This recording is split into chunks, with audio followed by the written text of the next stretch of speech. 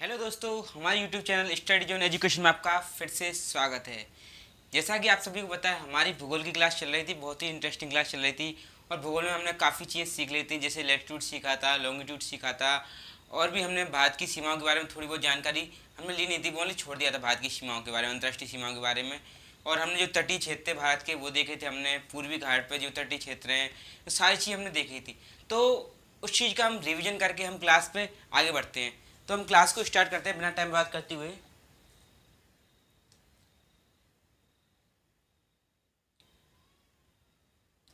जैसा कि हमने सबसे पहले हमने जाना था कि लैटिट्यूड और लॉन्गिट्यूड क्या होता है। हमने सबसे पहले जाना था कि लैटिट्यूड और लॉन्गिट्यूड क्या होता है। हमने इसकी डेफिनेशन भी देखी थी। किसी भी मैप में हम किसी वस्तु की अवस्थिति या उसकी सीमा का निर्धारण अक्षांश और देशांतर रेखाओं से करते हैं। मतलब इसका मतलब हमने सीखा था कि कोई भी मैप है या कोई भी जगह है, अगर किसी भी जगह का हमें पता लगाना, वो जगह कहाँ पे मौजूद है कहाँ पे नहीं है, तो सीधी सी बात हम अक्षांश और देशांत रेखा के बारे में पता लगाएं से हम उस चीज़ का पता लगाएंगे। सपोज दैट मुझे अपनी इंडिया की लोकेशन देखनी कि इंडिया की लोकेशन किस एरिया में, नॉर्थ पोल से या साउथ पोल से कहाँ पे, तो हम अक्षांश और देशांतर रेखाओं के माध्यम से हम उसकी स्थिति का पता लगाएंगे। सपोज दैट मुझे अपनी लोकेशन का पता लगाना है कि मेरी लोकेशन यानी मैं किस जगह मौजूद हूँ भारत में, तो मैं बताऊंगा मैं इस जगह से इतने एरिया में, साउथ में या नॉर्थ में या उत्तरी ध्रुव में कहाँ पे मैं मौजूद हूँ, मैं सबका अक्षांश और देशांतर रेखाओं के माध्यम से मैं अपनी स्थिति का पता लगाऊंगा। उसी तरीके से अक्षांश और देशांतर रेखाओं का यूज किसी भी देश की या वर्ल्ड में अपनी स्थिति या अवस्थिति को पता लगाने के लिए इसका यूज किया जाता है। ठीक है, स्थिति और अवस्थिति का मतलब मैंने आपको पहली क्लास में सिखाया था कि स्थिति क्या होती है। स्थिति वो चीज़ होती है कि किसी चीज़ से संबंध दर्शाना। अवस्थिति वो चीज़ कहाँ पे मौजूद है। अवस्थिति क्या होती है, वो चीज़ आपकी कहाँ पे मौजूद है, उसको बोलते हैं हम अवस्थिति। यानी सपोज दैट इंडिया है हमारा, तो इंडिया हमारा जैसे कि ये वर्ड है, वर्ड मैप है, या वर्ड मैप में ये क्या है, ईस्ट, वेस्ट और ये नॉर्थ और ये साउथ। अब इंडिया की बात करूँ मैं, तो इंडिया अपना साउथ ईस्ट में, यहाँ पे समथिंग अपना इंडिया है। तो इंडिया हम क्या बोलेंगे कि इंडिया हमारा साउथ ईस्ट में है हमारा। इससे हम अक्षांश और देशांतर के माध्यम से इसका हम पता लगाएंगे कि साउथ ईस्ट में कितनी डिग्री अक्षांश पे, कितनी डिग्री देशांतर पे, सारी चीज़ों का पता हम अक्षांश और देशांतर रेखाओं के माध्यम से हम लगाते हैं। तो नेक्स्ट आगे चलते हैं अपन इसमें। देखो, अब मैंने बोला था अक्षांश रेखाएं क्या होती हैं। मैंने बोला था आपसे अक्षांश रेखाएं क्या होती हैं। अक्षांश रेखाएं देखो, मैंने आपसे बोला था कि जो रेखाएं पश्चिम से पूर्व की ओर जाती हैं उन्हें अक्षांश रेखाएं बोलते हैं। मैंने चीज सिखाई थी, वह रेखाएं जो पश्चिम से पूर्व की ओर जाती हैं उन्हें क्या बोलते हैं हम, अक्षांश रेखाएं उन्हें कहते हैं। पश्चिम से पूर्व यानी ये क्या है, ईस्ट, ये वेस्ट, ये नॉर्थ, ये साउथ। ये लिखा है, देखो नॉर्थ पोल लिखा है यहाँ पे, नॉर्थ पोल, नॉर्थ पोल। और ये आपका साउथ पोल, साउथ पोल।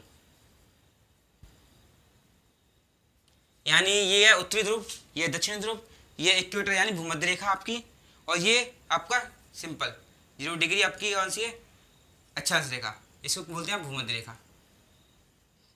भूमध्य रेखा ये 0 डिग्री लाइन होती है, इसे बोलते हैं भूमध्य रेखा, ये वाली। ठीक है, अब 0 डिग्री लाइन भूमध्य रेखा बोलते हैं। इसको बोलते हैं ईस्ट डायरेक्शन है, ये पूर्व है, ये पश्चिम है, ये उत्तर है, ये दक्षिण है। हमने बोला जो रेखाएं पश्चिम से पूर्व की ओर, पश्चिम से पूर्व यानी पश्चिम में, ये पे पश्चिम से पूर्व की ओर देखो, ये गई, ये गई, ये गई, ये और ये ऐसी कुछ रेखाएं ये गई हैं। देखो पश्चिम से पूर्व की ओर जाती हैं उन्हें क्या बोलते हैं हम, अक्षांश रेखाएं बोलते हैं। और अक्षांश रेखाओं के बारे में हमने जाना था कि अक्षांश रेखाएं टोटल कितनी होती हैं। अक्षांश रेखाओं की कुल संख्या आपकी 181 है। 181 कैसे आई थी, मैंने आपको बताया था कि हमारी जो भूमध्य रेखा 0 डिग्री से ऊपर कितनी रेखाएं होती हैं, 89। यहाँ से नीचे कितनी होती है भूमध्य रेखा से, 89। ठीक है, तो टोटल कितनी हो गई, 89 प्लस की 89, 178, प्लस जो पोल की जो बिंदु होते हैं, दो वो जोड़ते हैं आप, तो प्लस के 2 पोल और एक भूमध्य रेखा आपके बीच वाली, कितने हो गए, ये कितने हो गए 181 आपकी कितनी होती है टोटल आपकी, ये अपनी सॉरी अक्षांश रेखा आपकी या लैटिट्यूड आपके टोटल 181 आपके होते हैं। ठीक है, अब मैंने आपको बताया था कि देशांतर रेखाएं क्या होती हैं, वे रेखाएं जो उत्तर से दक्षिण की होती है। देखो ये सीधी लाइन दिख रही होंगी आपको, ये करके ये वाली लाइन दिख रही होंगी आपको लाइन दिख रही होगी मैप में, ये वाली लाइन दिख रही होंगी, ऐसी कुछ लाइनें दिख रही हैं पूरे मैप में। ठीक है, ऐसे कुछ लाइनें दिख रही हैं आपको, ये वाली है। वे रेखाएं जो उत्तर से दक्षिण की ओर जाती हैं उन्हें क्या बोलते हैं, देशांतर रेखाएं। अब देशांतर रेखाओं में एक होती है ये वाली, इसे बोलते हैं प्राइम मीडियन बोलते हैं, या मध्याह्न रेखा बोलते हैं, या आप इसे बोलते हो तो मानक समय रेखाएं बोलते हैं, या स्टैंडर्ड टाइमलाइन या ग्रीनविच लाइन।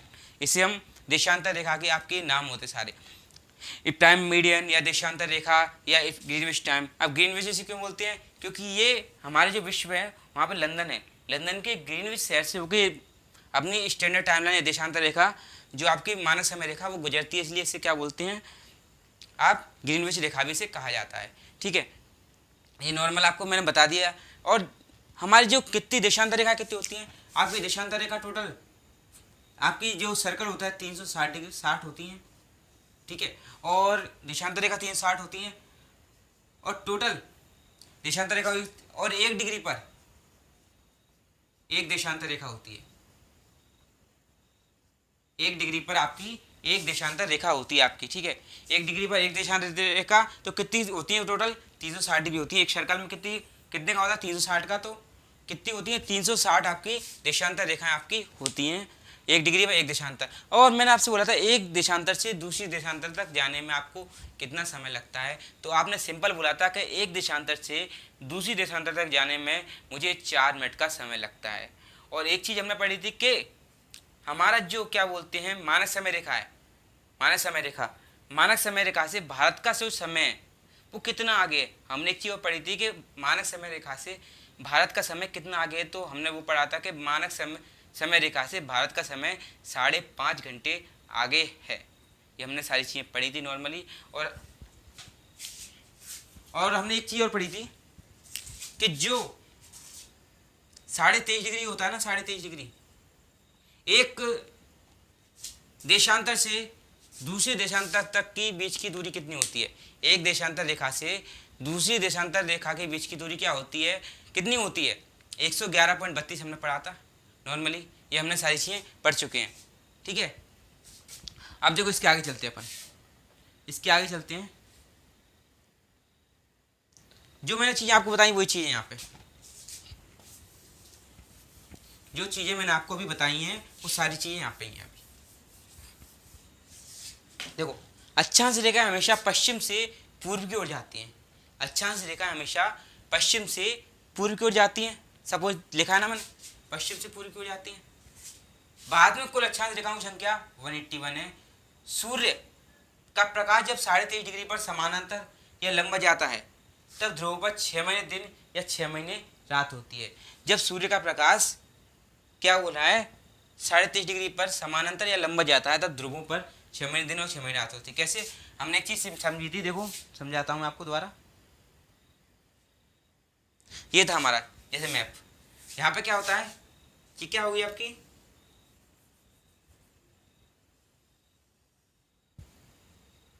भूमध्य रेखा, भूमध्य रेखा ये आपकी हो गई।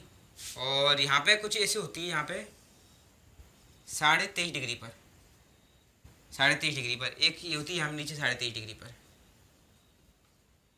ठीक है, 23.5 डिग्री पर क्या होता है, एक होती है आपकी ये कर्क रेखा,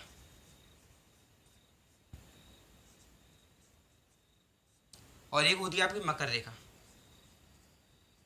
मकर रेखा।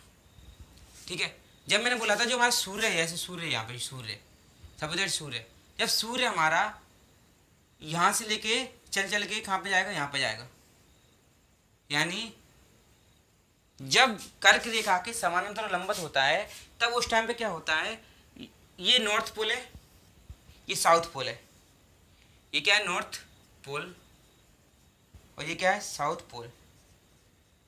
ठीक है, जब 23.5 डिग्री में समानांतर लंबवत जाता है तब यहाँ पे क्या होता है, ये ऊपर जाता है कर्क रेखा पर, तो यहाँ पे क्या होता है दिन होता है, और यहाँ पे क्या होगा रात। ठीक है, जब इसका अपोजिट कर दो, जब सूर्य यहाँ से लेके यहाँ पे आया, ठीक है, यहाँ पे आया, यानी कर्क रेखा के मकर रेखा की समांतर लंबवत आ गया, तो यहाँ पे क्या आएगा, रात, और यहाँ पे क्या आएगा, दिन। ये सारी चीज़ मैंने आपको बताई थी, ठीक है। और जब भारत की स्थिति कहाँ पे है, हमारा जो भारत है, जैसे भारत की स्थिति हमारी यहाँ पे समथिंग, यहाँ पे समझाया था, भारत की स्थिति समथिंग यहाँ पे अपनी, ऐसे अगर मानूँ इसे मैं, ऐसे भारत की स्थिति यहाँ पे, जब ये कर्क रेखा पाप आता है 23.5 डिग्री पर, ठीक है, तो यह हमारे भारत में क्या होता है, दिन बड़े होते हैं, दिन बड़े कितने के, 13 घंटे 10 मिनट का क्या होता है, 13 घंटे 10 मिनट का क्या होता है, दिन होता है। और रात कितने की होती है, रात 10 घंटे 50 मिनट की आपकी क्या होती है, रात होती है। 10 घंटे 50 मिनट की आपकी रात होती है, और दिन कितने क्या होता है, 13 घंटे 10 मिनट का आपका दिन होता है। ये सारी चीज़ें मैंने आपको क्लासेस में करा चुका हूँ, ठीक है। नेक्स्ट एक और चीज़, अभी आपका आज रिवीजन चल रहा है ओनली, ठीक है।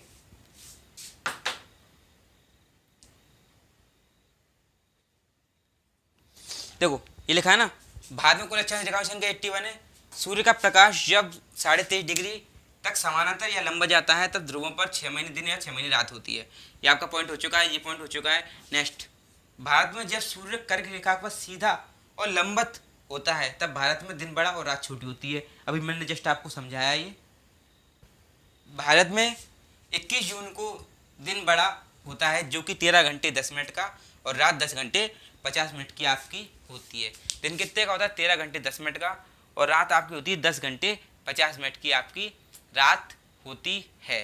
ये आपको मैंने बता दिया अभी, ठीक है। और सब अब एक क्वेश्चन और करंट से बताता हूँ आपको। जैसे 2019 में अपना जो 5वां योगा दिवस मनाया गया था जून में, यानी 21 जून को हमारा योगा दिवस ही मनाया जाता है हमारा, ठीक है। 21 जून को योगा दिवस मनाया जाता है, और 5वां योगा दिवस हमारा 2019 में मनाया गया था। अब नेक्स्ट, देशांतर रेखाएं, देशांतर रेखाएं, देखो देशांतर रेखाओं के नाम क्या है, 0 डिग्री देशांतर मैंने बताया था आपको, मानक समय रेखा, ग्रीनविच लाइन, या मध्याह्न रेखा। इसे क्या रेखाओं के नाम से बोलते हैं, 0 डिग्री देशांतर, मानक समय रेखा, ग्रीनविच लाइन, या मध्याह्न रेखा के नाम से भी इसको बोला जाता है। ये मैंने आपको अभी जस्ट समझाया था। कुल देशांतर रेखाओं की संख्या 360 होती है, अभी बताया था। हर एक डिग्री पर एक देशांतर रेखा होती है, हर एक डिग्री पर एक देशांतर रेखा होती है, ये आपको मैंने अभी बताया है, और पिछली क्लास में मैं समझा चुका हूँ कैसे होती है। मानक समय रेखा पूरे विश्व की समय रेखा को निर्धारित करती है। देखो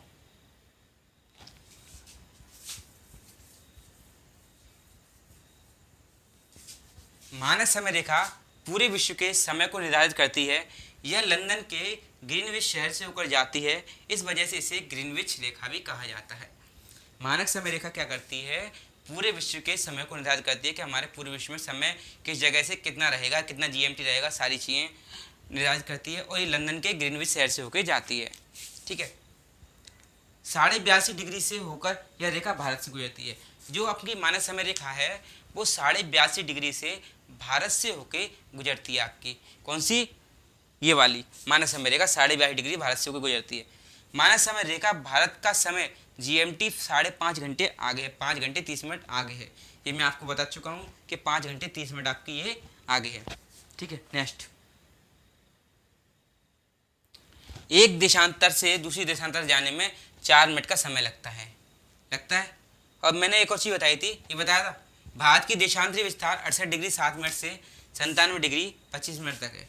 ये मैंने आपको बताया कि भारत को जो अक्षांशीय विस्तार है वो 68 डिग्री 7 मिनट से 97 डिग्री 25 मिनट तक इसका है।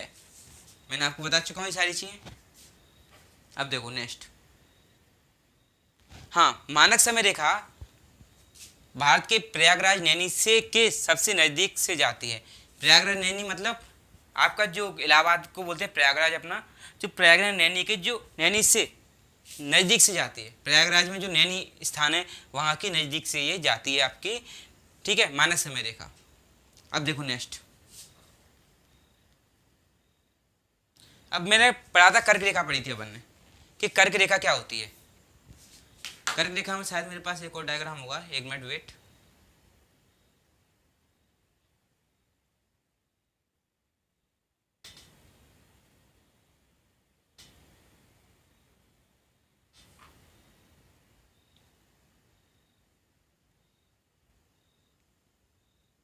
देखो कर्क रेखा, कर्क रेखा भारत के 8 राज्यों से होकर जाती है। आपको मैंने बताया था कि कर्क रेखा कैसे जाती है, भारत के 8 राज्यों से होकर जाती है। यही सही है आपको डायग्राम।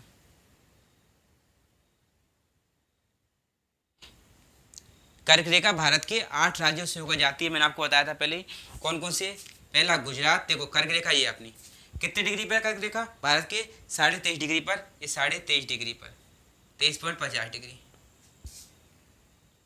23.50 डिग्री, ठीक है, 23.5 डिग्री पर आती है। और भारत के 8 राज्यों से होकर ये कर्क रेखा गुजरती है। भारत के 8 राज्यों से पहला राज्य अपना, देखो यहाँ से मैं गया, पहला क्या पड़ा, गुजरात। अब देखो यहाँ से छोटा सा एरिया पड़ता है कि क्या पा, ये क्या है, राजस्थान, ये क्या, राजस्थान।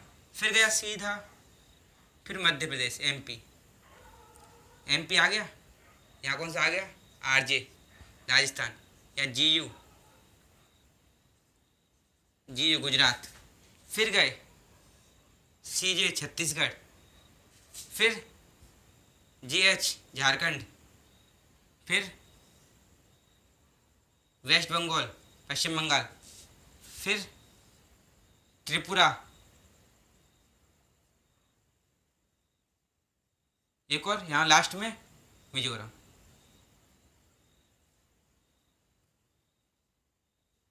यानी कर्क रेखा भारत के 8 राज्यों से होकर जाती है। पहला कौन सा, गुजरात, जीयू, फिर राजस्थान, फिर एमपी, फिर छत्तीसगढ़, फिर झारखंड, फिर वेस्ट बंगाल यानी पश्चिम बंगाल, फिर त्रिपुरा, फिर मिजोरम। 23.5 डिग्री से होकर भारत की कर्क रेखा जाती है।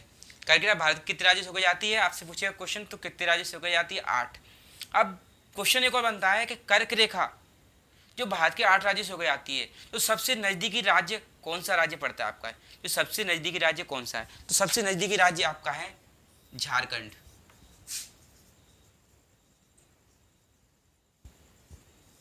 और कितनी डिग्री से जाती है कर्क रेखा भारत में, 23.5 डिग्री से होकर ये कर्क रेखा भारत से गुजरती है, ठीक है। अब देखो नेक्स्ट चलती है इसमें।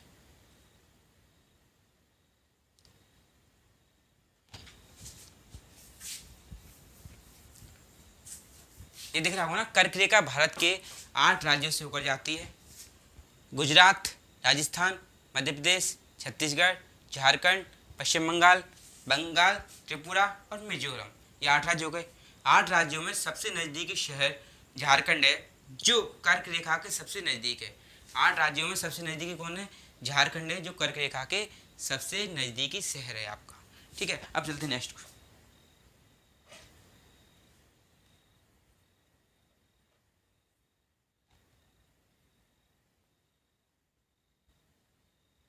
अब बात आती है मानक समय रेखा की, कि मानक समय रेखा क्या है।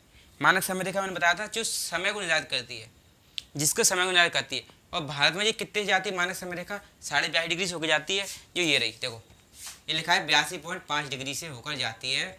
ये आपकी रेखा ये वाली, ये जो सीधी लाइन दिख रही है आपको, ये लेके यहाँ से लेके यहाँ तक आ जा रही है, सीधी रेखा है। अब क्वेश्चन आता है कि जो मानक समय रेखा है वो भारत के कितने राज्यों से होकर जाती है, तो मानक समय रेखा भारत के 5 राज्यों से होकर जाती है। मानक समय रेखा भारत के 5 राज्यों से होकर जाती है। पहला राज्य आपका उत्तर प्रदेश, ठीक है। उत्तर प्रदेश के आगे देखो जरा सा लग रहा है ये MP, Uttar Pradesh, UP, UP, MP, Chhattisgarh, Orissa, Orissa, Andhra Pradesh, UP, MP, Chhattisgarh, Orissa, Andhra Pradesh, UP, MP, Chhattisgarh, Orissa, Andhra Pradesh. हमारे 5 राज्यों से होकर भारत के ये हमारी मानक समय रेखा गुजरती है। कितने राज्यों से होकर, 5 राज्यों से होकर मानक समय रेखा गुजरती है। कौन कौन सी, यूपी, एमपी, छत्तीसगढ़, उड़ीसा, आंध्र प्रदेश। ये 5 राज्य ऐसे हैं जिनसे होकर हमारी जो मानक समय रेखा, जो स्टैंडर्ड लाइन या ग्रीनविच लाइन जिसे बोलते हो आप, वो गुजरती है, ठीक है। नेक्स्ट, ये देखो, मानक समय रेखा भारत के 5 राज्यों से होकर गुजरती है। पहला राज्य आपका उत्तर प्रदेश, मध्य प्रदेश, छत्तीसगढ़, उड़ीसा, आंध्र प्रदेश। ये आपके 5 राज्य हैं जिनसे होकर आपकी मानक समय रेखा गुजरती है। इतना आई होप आपको समझ में आ गया होगा।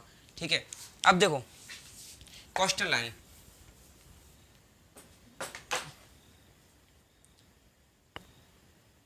मैंने पहली चीज कोस्टल लाइन से पहले बता देता हूँ, जो जमीन का हिस्सा तीनों तरफ जल से घिरा हो उसे क्या कहते हैं? प्रायद्वीप। जमीन का वह हिस्सा जिसकी तीनों तरफ जल है, ठीक है, तो उसे क्या बोलेंगे हम? प्रायद्वीप। सपोज दैट ऐसा कुछ प्रायद्वीप होता है आपका। ठीक है, अब देखो नेक्स्ट, चारों तरफ से जल से घिरा हिस्सा द्वीप कहलाता है। चारों तरफ जल से घिरा, सॉरी, चारों तरफ जल से घिरा हिस्सा द्वीप कहलाता है। देखो चारों तरफ जल से घिरा है, ये चारों तरफ इसकी जल है, ये एक आइसलैंड है एक तरीके से, तो उसके चारों तरफ क्या जल है, तो क्या कहलाएगा? ये आपका द्वीप कहलाता है।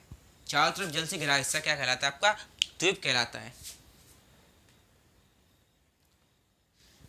जल का हिस्सा, जल का हिस्सा जो तीनों तरफ जमीन से घिरा हो वो खाड़ी कहलाता है। जल का वह हिस्सा जो तीनों तरफ जल से, उससे जमीन से घिरा हो, यानी एक जगह जल है और चारों तरफ उसके पहाड़ी पहाड़ी से हो, तो बीच में क्या बन गया? जल है और चारों तरफ उसके पहाड़ी, मतलब जल का हिस्सा जो चारों तरफ से किससे घिरा हो? जमीन से घिरा है, तो उसे क्या बोलेंगे? खाड़ी।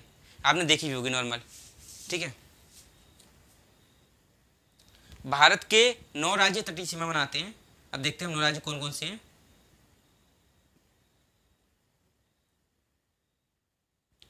ये देखिए,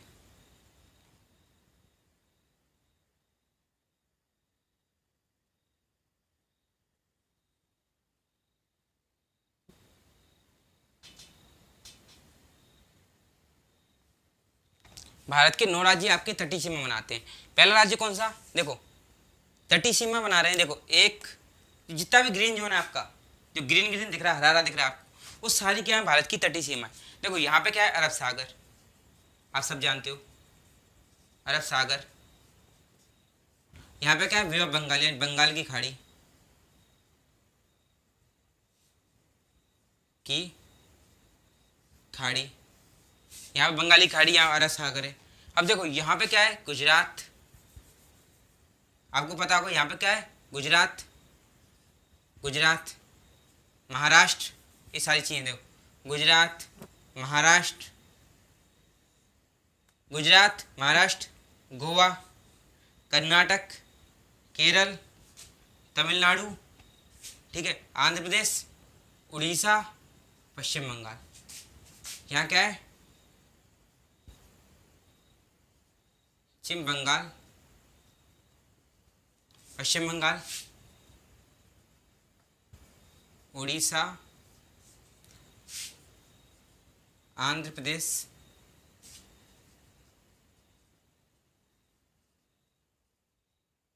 आंध्र प्रदेश, ठीक है, तमिलनाडु,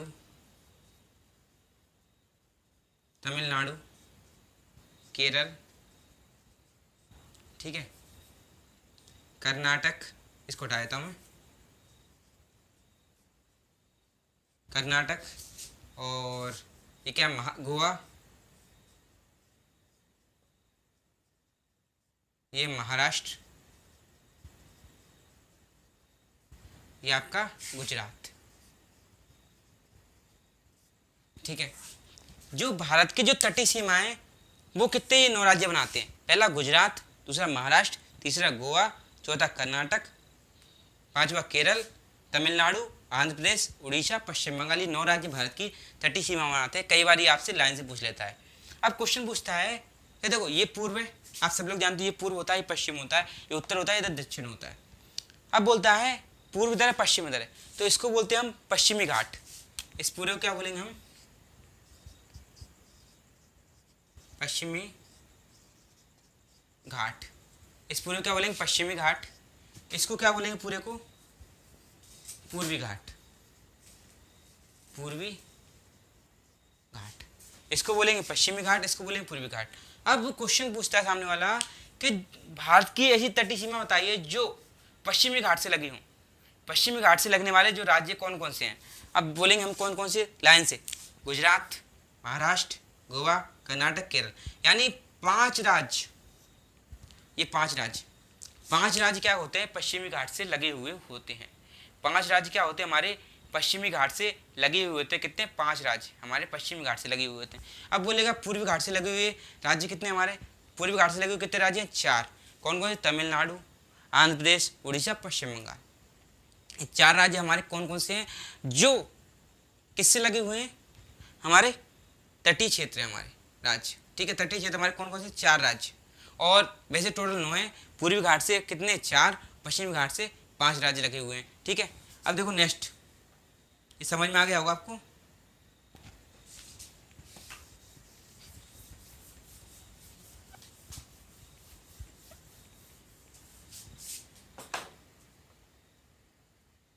देखो 9 राज्य कौन कौन से हैं, गुजरात, मैंने बता दिया, गुजरात, महाराष्ट्र, गोवा, कर्नाटक, केरल, तमिलनाडु, मध्य प्रदेश, उड़ीसा, पश्चिम बंगाल। ये आपके कितने, 9 राज्य आपके ये हो गए। अब नेक्स्ट देखो इसमें, हाँ, सबसे ज़्यादा तटीय सीमा कौन बनाता है, गुजरात बनाता है। सबसे ज़्यादा तटीय सीमा जो भारत की है वो कौन बनाता है, गुजरात इसकी बनाता है। और पश्चिमी घाट पर 5 राज्य तटीय सीमा बनाते हैं। 5 पश्चिमी घाट पर कितने राज्य, 5 राज्य आपके तटीय सीमा बनाते हैं। पहला राज्य कौन सा है, गुजरात, दूसरा महाराष्ट्र, तीसरा गोवा, कर्नाटक और केरल। मैंने अभी आपको मैप से समझा दिया सारी चीज़ें। अब नेक्स्ट, पूर्वी घाट पर 4 राज्य तटीय सीमा बनाते हैं। पूर्वी घाट पर 4 राज्य तटीय सीमा बनाते हैं। कौन कौन से, तमिलनाडु, आंध्र प्रदेश, उड़ीसा, पश्चिम बंगाल आपके तटीय सीमा बनाते हैं। अब आती है बात अंतर्राष्ट्रीय सीमा की। अब अंतर्राष्ट्रीय सीमा क्या होती है, क्या नहीं होती। आप देखो, ये तो अब तक तो हमने क्या रिवीजन किया है, सारी क्लास में पढ़ा चुका हूँ आपको। पिछली 2-3 क्लासों में मैंने ये सारी चीज़ें आपको पढ़ा चुका हूँ। अब आता है नेक्स्ट क्लास के बारे में, जो आज की क्लास है, जो स्टार्ट होने वाली है अभी तक मैंने आपको रिवीजन कराया ओनली। ठीक है, अब बात आती है अंतर्राष्ट्रीय सीमा की, कि अंतर्राष्ट्रीय सीमा क्या होती है। जब किसी देश की सीमा दूसरे देश की सीमा से लगती है, जब किसी देश की सीमा दूसरे देश की सीमा से लगती है तो उसे अंतर्राष्ट्रीय सीमा कहते हैं। मतलब भारत है और पाकिस्तान है, 2 एरिया हैं, 2 देश हैं, उनके बीच में कोई सीमा रेखा होगी तो उसको क्या बोलेंगे, एक अंतर्राष्ट्रीय सीमा। भारत है और चाइना है, उनके बीच में कोई सीमा रेखा होगी, उसे क्या बोलेंगे हम, अंतर्राष्ट्रीय सीमा। भारत और अफगानिस्तान है, उसके बीच में कोई सीमा होगी, उसे बोलेंगे हम अंतर्राष्ट्रीय सीमा। यानी 2 देशों को जो अलग करती है सीमा, उसे हम अंतर्राष्ट्रीय सीमा बोलते हैं हम। ठीक है, अब अंतर्राष्ट्रीय सीमा कितनी है भारत से लगने वाली, वो मैं आपको बताता हूँ अभी। ये देखिए,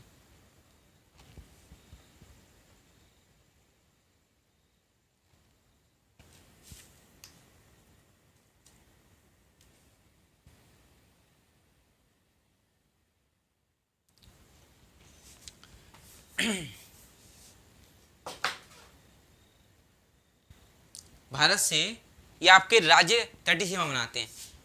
BCPNMBA, यानी बचपन में MBA करने के सपने, बिजनेस डिग्री करने के सपने हैं तो बचपन में MBA, इसकी शॉर्ट ट्रिक मैंने बना दी है इसकी, क्या, बचपन MBA, बचपन में MBA मैंने इसकी शॉर्ट ट्रिक बना दी है। B मतलब बांग्लादेश, C मतलब चाइना, P मतलब पाकिस्तान, N मतलब नेपाल, M मतलब म्यांमार, B मतलब भूटान, F मतलब अफगानिस्तान। ये मैंने आपको बना दिया है कि बांग्लादेश, चाइना, पाकिस्तान, नेपाल, म्यांमार, भूटान, अफगानिस्तान। अब पूछता है आप कि ऐसा कौन सा देश है जो सबसे ज़्यादा, जिसकी सबसे ज़्यादा अंतर्राष्ट्रीय सीमा है भारत के साथ। भारत के साथ सबसे ज़्यादा अंतर्राष्ट्रीय सीमा किस देश की है, तो आप क्या बोलोगे, मैंने बढ़ते क्रम में लगाया है, घटते क्रम में सॉरी। पहले बांग्लादेश, कितनी, 40-96 किलोमीटर, 4096 किलोमीटर बांग्लादेश की सबसे ज़्यादा सीमा है जो भारत से लगी हुई है, कितनी, 4096। सी फॉर चाइना, उसके बाद चाइना आती है 3488 किलोमीटर, यानी 3488 किलोमीटर भारत और चाइना के बीच की सीमा है आपकी। ठीक है, पाकिस्तान 3323 किलोमीटर, 3323 किलोमीटर भारत और पाकिस्तान के बीच की सीमा है। फिर आती है नेपाल 1751 किलोमीटर, नेपाल की कितनी, 1751 किलोमीटर। फिर म्यांमार की 1643 किलोमीटर, भूटान की 699 और सबसे कम है हमारी अफगानिस्तान की, सिर्फ 106 किलोमीटर की रेखा है। सबसे कम किसकी है, अफगानिस्तान 106 किलोमीटर, जो आपकी रेखा है अफगानिस्तान और भारत के बीच की जो रेखा है कितनी, 106 किलोमीटर, जो कि सबसे छोटी रेखा है, अंतर्राष्ट्रीय सीमा है, सॉरी। ठीक है, इसमें आगे चलते हैं। देखो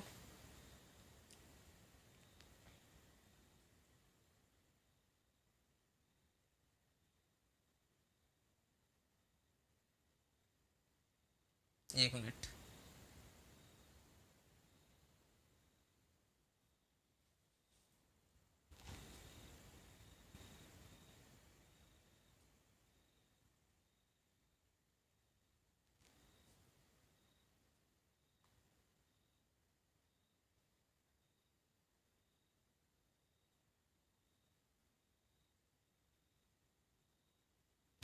ये देखो, जैसे कि ये मैप है हमारा इंडिया का।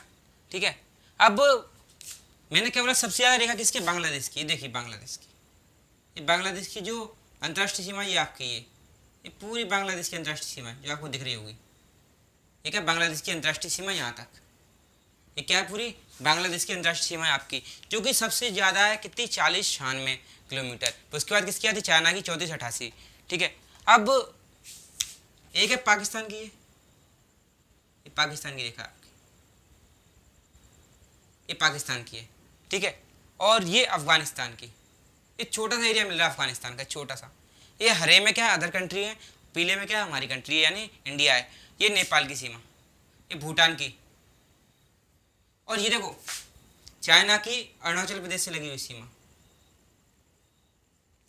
ठीक है, चाइना की अरुणाचल प्रदेश से लगी हुई सीमा, ये सारी आपकी सीमा है नॉर्मली।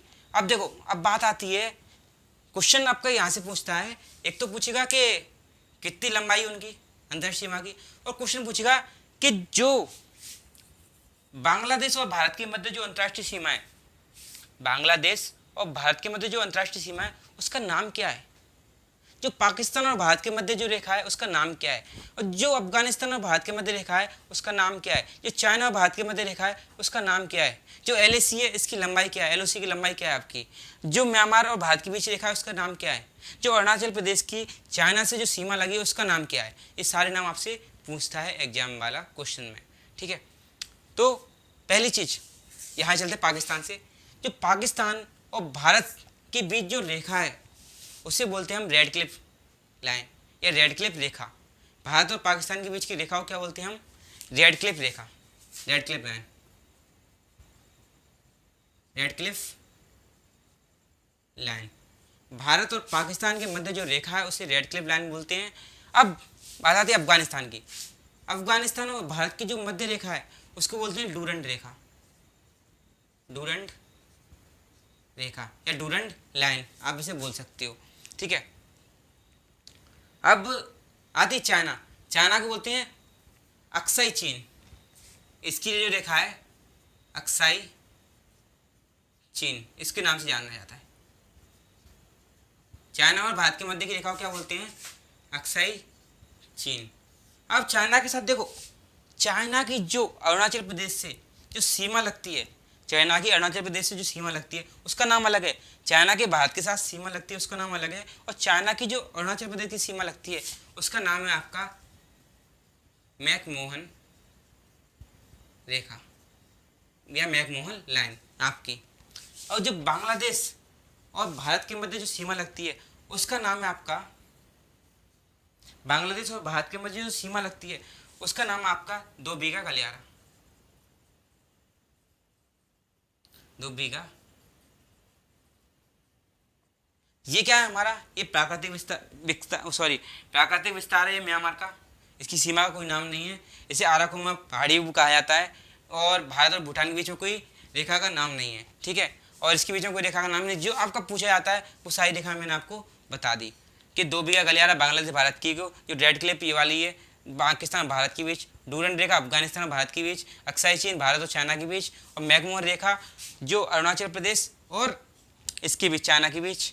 ठीक है, ये सारी चीज़ें मैंने आपको बता दी। और एक पूछता है एलओसी, जो पाकिस्तान का पार्ट था अपना, एलओसी पाकिस्तान का पार्ट है, जो एलओसी ये वाला है, जो एलओसी की लंबाई कितनी है, एलओसी की लंबाई आपसे पूछता है, एलओसी की लंबाई है आपकी 740 किलोमीटर, 740 किलोमीटर। ठीक है, अब देखो इसमें लिखा है, मैंने बताया हूँ आपको, पढ़ा के बताया था थोड़ा सा।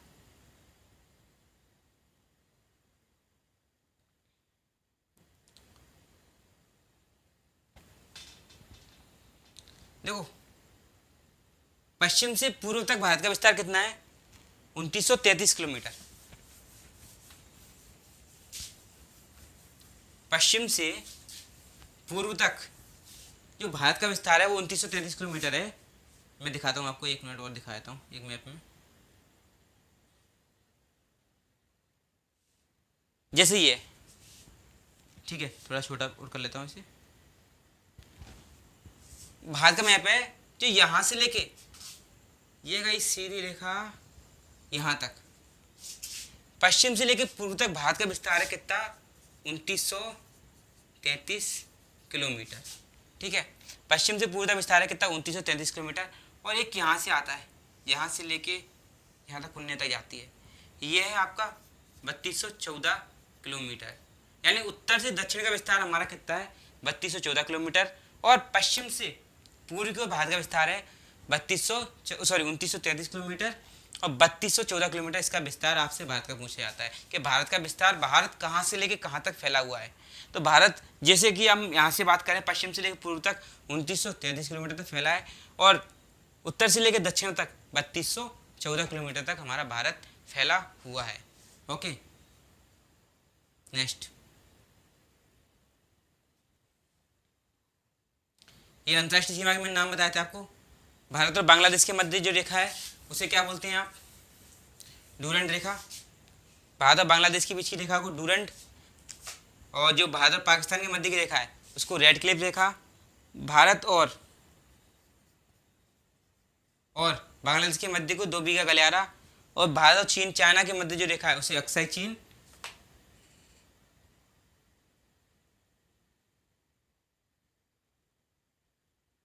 चीन के साथ एक और है, चीन के साथ जो भारत की अरुणाचल प्रदेश की सीमा को क्या बोलते हैं, मैकमोहन रेखा कहते हैं। भारत और म्यांमार के मध्य जो विस्तार है उसे आराकामा युमा की पहाड़ी कहा जाता है।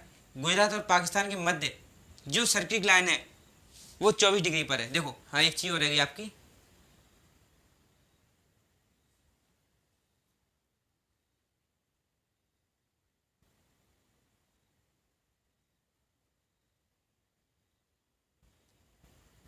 एक गुजरात और पाकिस्तान के मध्य है, एक गुजरात है इस पाकिस्तान के मध्य। यहाँ पे क्या होता है, एक दलदली क्षेत्र है आपका, ठीक है, कच्छ का रण और उसके पाकिस्तान के बीच, गुजरात में कच्छ के रण और पाकिस्तान के बीच एक रेखा होती है, उसको बोलते हैं हम सर्किल रेखा, उसे बोला जाता है। तो आई होप आज की क्लास आपको समझ में आई होगी, और सारा मैंने रिवीजन करा दिया पहली क्लास का, और सब चीज़ आपको समझ में आई होगी। तो क्लास में बनी रही है, और भी अच्छी क्लास आपको लिए होने वाली है। तो थैंक यू आज की क्लास के लिए। अगर वीडियो अच्छी लगी तो प्लीज़ लाइक और सब्सक्राइब करना ना भूलें। Thank you.